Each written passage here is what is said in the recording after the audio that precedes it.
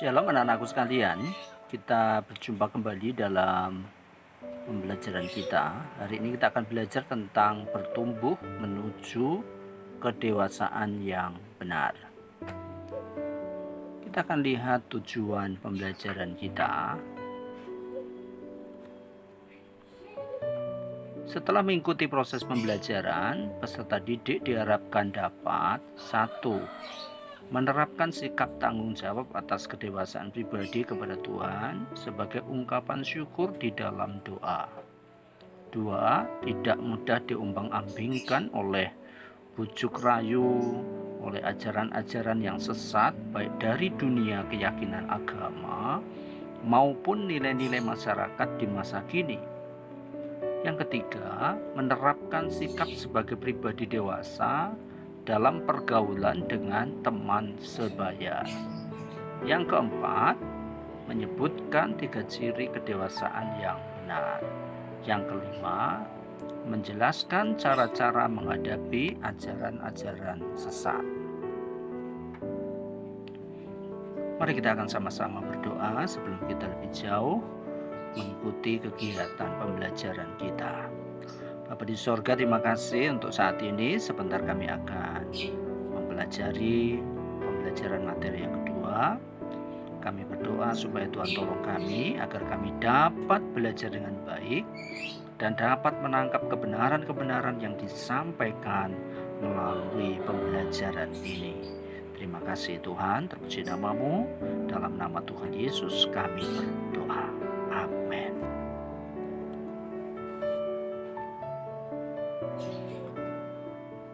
Pada pelajaran yang lalu, kita sudah belajar tentang apa arti bertumbuh menjadi dewasa. Kalian bisa membaca puisi dari Rudyard Kipling di materi, dan silakan menuliskan karakter apa saja yang tersirat atau yang tersurat dalam puisi Rudyard Kipling tersebut.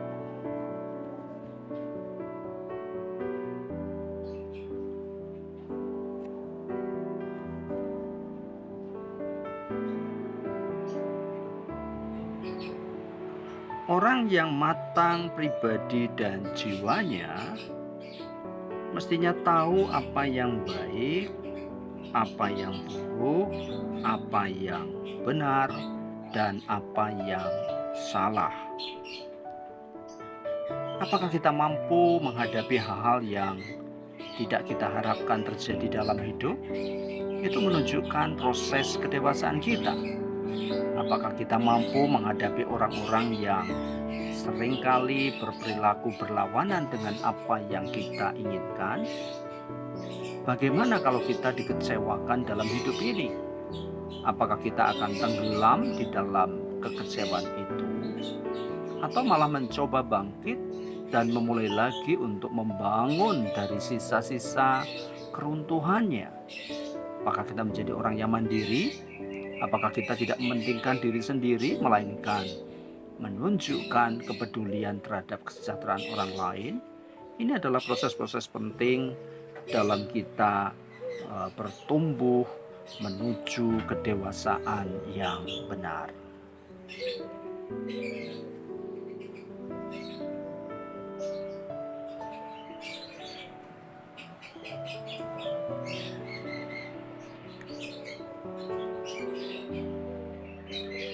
Seorang Kristen yang dewasa menurut Alkitab, dia tidak akan mudah digoyahkan oleh ajaran-ajaran yang sesat.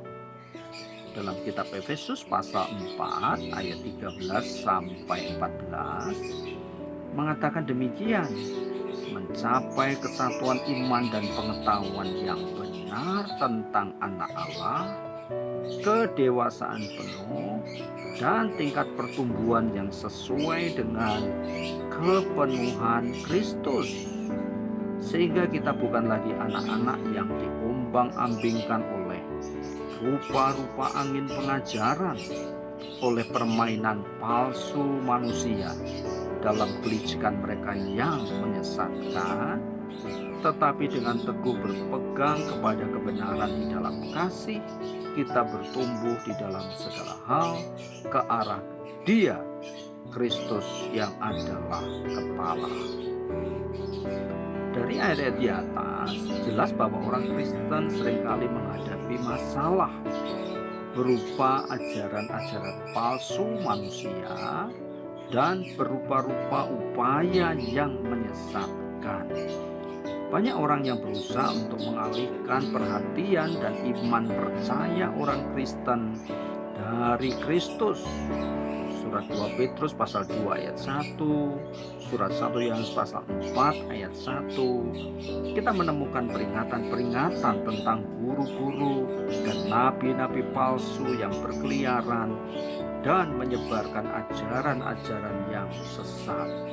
Mereka berusaha untuk membuat orang Kristen menyangkal Yesus Kristus yang telah menebus mereka. Dengan kata lain, mereka berusaha membujuk supaya orang Kristen meninggalkan Yesus Kristus dan menjauhkan diri dari kasih sayang Allah. Seorang Kristen yang dewasa tidak akan mudah digoyahkan oleh ajaran-ajaran yang sesat. Anak-anak sekalian, di materi kita,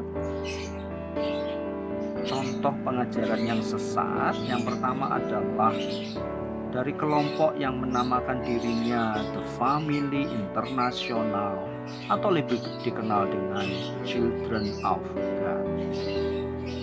Anggota COG ini mendirikan komun-komun atau kelompok hidup bersama di berbagai kota.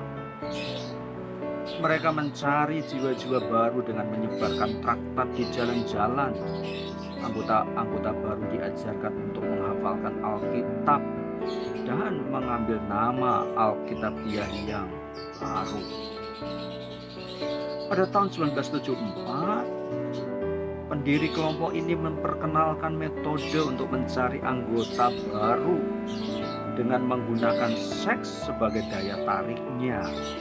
Mereka mendorong para perempuan anggota COG untuk melakukan hubungan seksual dengan orang-orang yang dianggap bisa diharapkan menjadi anggota baru. Selengkapnya kalian bisa membaca di materi kalian. Tentu kalian bisa memahami betapa kelompok ini sangat-sangat menyesatkan.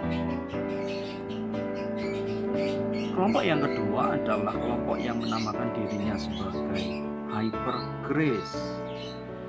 Nah, kelompok ini dipopulerkan oleh Joseph Prince, gembala senior di New Creation Church, Singapura. Nah, dalam pemahaman Hyper Grace, manusia tidak perlu mengakui dosanya dan memohon ampun kepada Allah karena Yesus Kristus sudah datang dan menebus dosa manusia. Menurut Joseph Prince, semua dosa manusia, baik di masa lalu, masa kini, dan masa depan, sudah dibasuh oleh darah Yesus yang kudus. Manusia sepenuhnya diampuni saat menerima Yesus sebagai juru selamat. Manusia tidak lagi dianggap bertanggung jawab atas dosa-dosanya. Berdasarkan pemahaman ini, seolah-olah orang percaya tidak perlu mengoreksi diri, tidak perlu menyadari dosanya. Bahkan kalau ada suara hati dan pikiran yang menunjukkan dosanya, itu dianggap sebagai suara dari iblis, karena dosa orang percaya sudah diampuni. Jelas sekali bahwa pengajaran dari Hyper Grace ini menunjukkan seolah-olah anugerah Allah itu murahan tanpa disertai dengan tanggung jawab sebagai respon atas anugerahnya. Bahkan terbuka kemungkinan bagi orang Kristen untuk hidup menurut keinginannya sendiri atau hidup semaunya tanpa berpedoman pada Alkitab. Padahal kita memahami bahwa Yesus sendiri mengatakan dalam Injil Matius pasal 16 ayat yang ke-24, setiap orang yang mau mengikut aku, ia harus menyangkal dirinya, memikul salibnya, dan mengikut aku. Kita harus menyangkal diri untuk suatu tujuan. Kita harus menyangkal diri bagi Kristus, bagi kehendaknya dan kemuliaannya. Ini syarat-syarat untuk mengikuti Yesus. Yang pertama adalah menyangkal diri. Menyangkal diri bisa dipahami sebagai penolakan terhadap keinginan diri sendiri ketika keinginan itu bertentangan dengan kehendak Allah. Nanti kalian bisa memberi contoh, ya, contoh kehidupan menyangkal diri atau peristiwa dalam hidup ketika kita sedang menyangkal diri, ya, menolak keinginan atau suatu tindakan ketika tindakan itu bertentangan dengan kehendak Allah. Syarat yang kedua adalah memikul salib. Memikul salib itu artinya kita rela menderita untuk Tuhan. Ya, kadang ada penderitaan-penderitaan yang diizinkan Tuhan terjadi dalam hidup kita. Atau bahkan kita menderita karena kita hidup dengan benar sebagai orang Kristen. Kalian mungkin di lingkungannya tinggal sendirian. Terkadang kita dicaci, dimaki orang lain, dihina orang lain. Nah, itu artinya kita memikul salib ketika kita rela menderita untuk Tuhan. Yang ketiga tentu adalah mengikut Yesus. Arti mengikut Yesus itu mengikuti teladan Yesus. Kemanapun Yesus pergi kita mengikuti. Ya, artinya mengikuti teladan yang diberikan oleh Yesus. Ada banyak hal yang diteladankan oleh Yesus kepada kita. Bagaimana Yesus menjadi orang yang rendah hati. Yesus mengasihi semua orang. Yesus peduli terhadap penderitaan orang lain. Nah, hal-hal itulah yang harus kita teladani dalam kehidupan kita.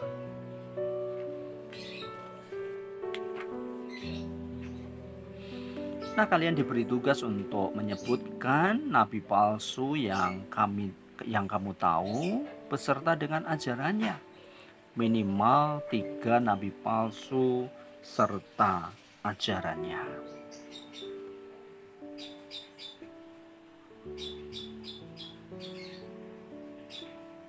Nah, kita akan belajar tentang iklan.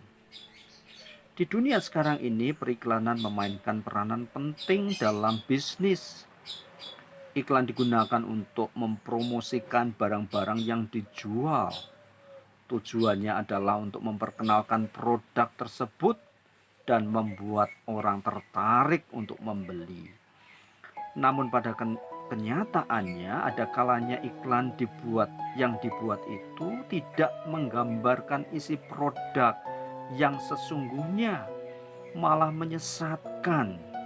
Apa yang dijanjikan oleh iklan itu lebih tepat digambarkan sebagai janji-janji palsu. Misalnya kaum perempuan yang dianjurkan untuk membeli sejenis krim tertentu untuk membuat kulit wajahnya menjadi putih.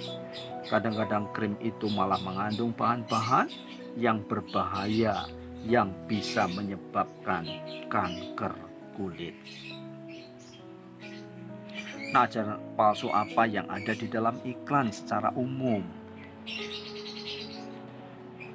Dalam iklan-iklan ditampilkan bahwa ukuran sukses seseorang adalah ketika seseorang itu menjadi kaya. Ya, tentu hal ini sangat-sangat menyesatkan, ya. Semakin banyak orang yang percaya bahwa sukses dapat dicapai dengan jalan pintas, ya, tidak perlu proses. Ini juga hal-hal yang uh, merupakan ajaran palsu dari iklan-iklan. Nah, anak-anakku sekalian, kita mesti hati-hati dengan hal-hal seperti itu. Ya, sukses harus diraih dengan kerja keras. Sementara dalam iklan, ya, untuk sukses diraih dengan jalan pintas. Dan seringkali kesuksesan itu diidentikan dengan kekayaan, terkenal, punya jabatan yang tinggi. Ya. Nah, di dunia pendidikan mungkin kalian juga ada yang berpikir bahwa sukses menjadi seorang murid semata-mata kalau memiliki nilai yang bagus. Memang senang punya nilai yang bagus, tapi kalian harus meraihnya tidak dengan jalan pintas, tetapi dengan belajar yang sungguh-sungguh. Tidak boleh dengan cara-cara yang salah. Ya, sebagai anak-anak Tuhan, kalian harus meraih keberhasilan dengan cara yang benar.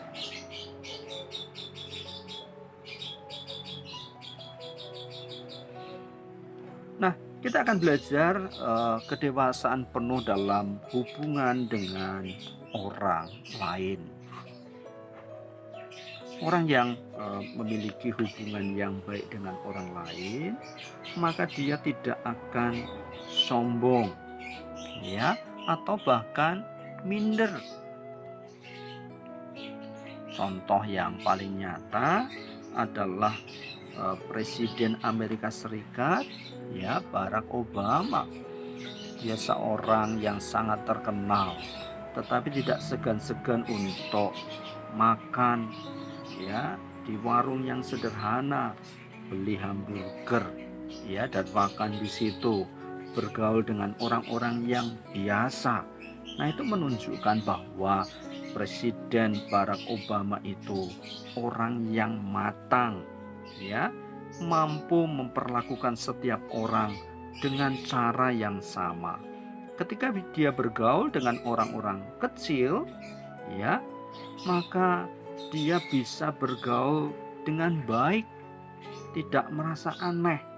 Nah, inilah yang harus kita lakukan dalam hidup kita, dalam berhubungan dengan siapapun.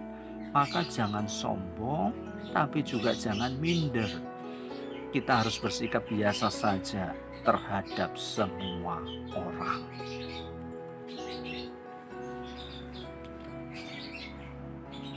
Nah, kalian bisa membaca dalam Injil Lukas pasal 7 ayat 36 sampai 50 dan juga Markus pasal 2 ayat 13 sampai 16. Dan silakan kamu tuliskan apa yang bisa kamu pelajari dari Yesus dalam menjalin hubungan dengan orang lain.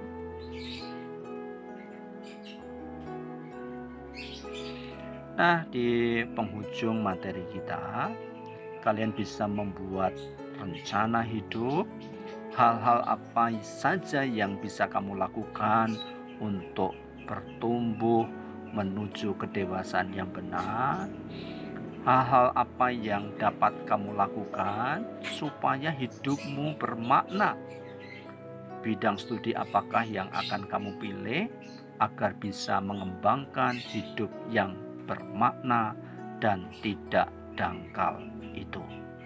Saya kira hanya itu untuk pembelajaran hari ini. Kiranya Tuhan Yesus memberkati kita masing-masing. Mari kita akan satukan hati kita. Sekali lagi mari kita akan datang pada Tuhan, kita berdoa. Terima kasih untuk pembelajaran hari ini.